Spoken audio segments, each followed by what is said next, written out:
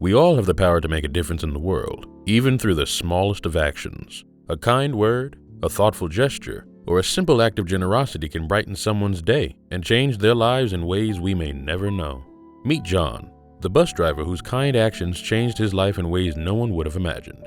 John had been a bus driver for nearly 20 years. He enjoyed the routine of his daily route, the familiar faces of his passengers, and the satisfaction of getting people where they needed to go. He always made a point to greet each person with a smile and a kind word. And over time, he had become much more than just a driver to many of his regulars. For some, John was a therapist of sorts, listening patiently as they shared their troubles and offering words of wisdom and encouragement. For others, he was a friend, someone to chat with about the weather, current events, or whatever else happened to come up in conversation. John was simply a kind presence in the lives of all his passengers. He was someone who made them feel seen and valued in a world that could often feel cold and indifferent. One day, as John was finishing up his route, a young woman got off the bus in a hurry, her arms full of bags and papers. In her haste, she dropped an envelope without realizing it. John noticed it right away and quickly picked it up, intending to return it to her at the next stop. But as he examined the envelope, he was shocked to find that it contained a large sum of money. "Oh my God," he muttered to himself. "What should I do?" John knew that he could have easily kept the money for himself. He had bills to pay, and a little extra cash would certainly have been helpful. But something deep inside him told him that he had to do the right thing. He made a point to track down the young woman, who was understandably flustered when John presented her with the envelope. "I can't believe you found it," she exclaimed. "I don't know what I would have done if I had lost that." John simply smiled and told her that it was all in a day's work. But the young woman was so grateful that she insisted on finding a way to repay him for his kindness. They exchanged contact information, and John thought nothing of it. A few days later, John received a call from the young woman. She was the personal assistant to Mason Blackwood, a wealthy businessman who was seeking to hire a new chauffeur. She offered John the job, and he accepted, excited about the new opportunity, but also feeling a twinge of sadness at the thought of leaving behind his beloved bus and passengers. As he pulled up to his last stop on his final day driving the bus, tears welled up in his eyes. His passengers, sensing that something was amiss, asked him if he was okay. "I'm just going to miss you all," he said, his voice cracking with emotion. "You've been like family to me over these years." The passengers were taken aback by his words, but they all nodded in understanding. "You've made a difference in our lives too, John," one of them said. "We'll miss you very much." John smiled and thanked them before stepping off the bus for the last time. As he walked away, he couldn't help but feel a sense of nostalgia and longing for the life he was leaving behind.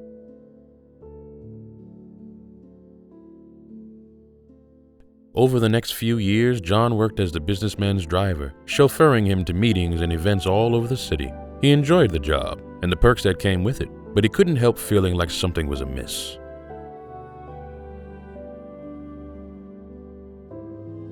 John's new job was a far cry from driving a bus. Day in and day out, he drove Mason Blackwood to highbrow events and important meetings in the city. And whilst he enjoyed his job, driving a nice foreign car all day long, John felt out of place. He couldn't help but think that he was capable of doing more. He missed the connection he had with his passengers on the bus, being involved in their lives and acting as a helping hand.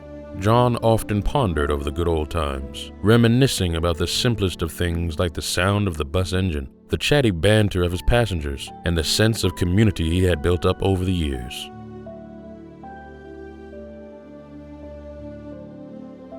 The feeling of being out of his element overwhelmed John more and more as he realized that no amount of luxury could be traded for human connection. He missed the simplicity of his old life.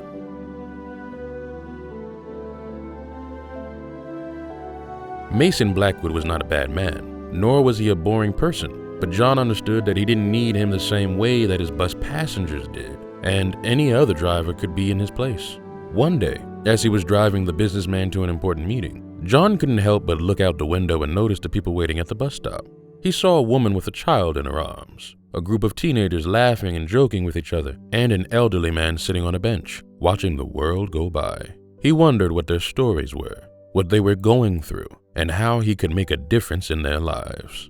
As he arrived at the meeting, John found himself deep in thought. He knew that he was fortunate to have a well-paid job, but he couldn't shake the feeling that he was meant to do something more. As he sat in the car, waiting for the businessman to finish his meeting, he made a decision.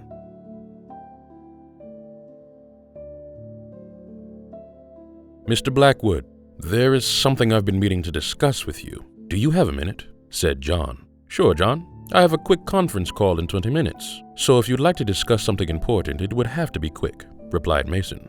"What is the most important thing to you, sir?" asked John. Surprised at the serious question, Mason takes a moment to think and responds, "I'd have to say my family, John. Even thinking about it now, my life would be unimaginable without them. How come you're coming at me with the hard questions tonight?" "Just curious," says John in a distracted tone. "And you, John? What is most important to you?" asked Mason. "I've thought about it a lot. I don't have a family of my own like you, sir. My job keeps me quite busy from having hobbies too, so it would have to be my job. It would be pretty miserable if that wasn't the case, right?" said John. Mason's facial expression changed. He looked at John with admiration and said, "I appreciate your dedication to the position. I know you're always dedicated to doing your job the best way possible, but nonetheless, it was surprising to hear that," said Mason. John went quiet for a moment and looked ahead at the road. He knew what he had to do, but as he was preparing to say what he wanted to say out loud, his words escaped him. "I've been meaning to talk to you about something for a while now, Mr. Blackwood," said John. "About what?" "I must resign, sir," said John. "Why now? Is it the pay, John? If you want to raise, you should just say the word. I'd be more than happy to discuss that further," expressed Mason with slight concern.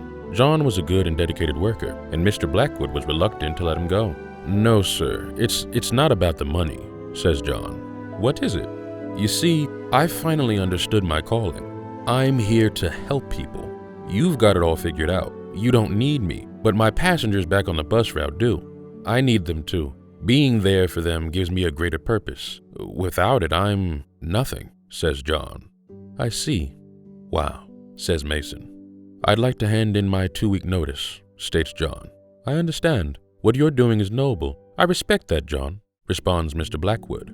Mr. Blackwood understood that John knew something that he still had to learn. And even though he may have had all this money, John had something more important. He knew who he was. Mason decided not to leave John's great work unnoticed, and before letting him go, Mr. Blackwood awarded John a hefty bonus. John was ecstatic, but refused to accept the money at first. But after a lot of convincing, Mr. Blackwood managed to make John take the bonus before leaving his position as a chauffeur.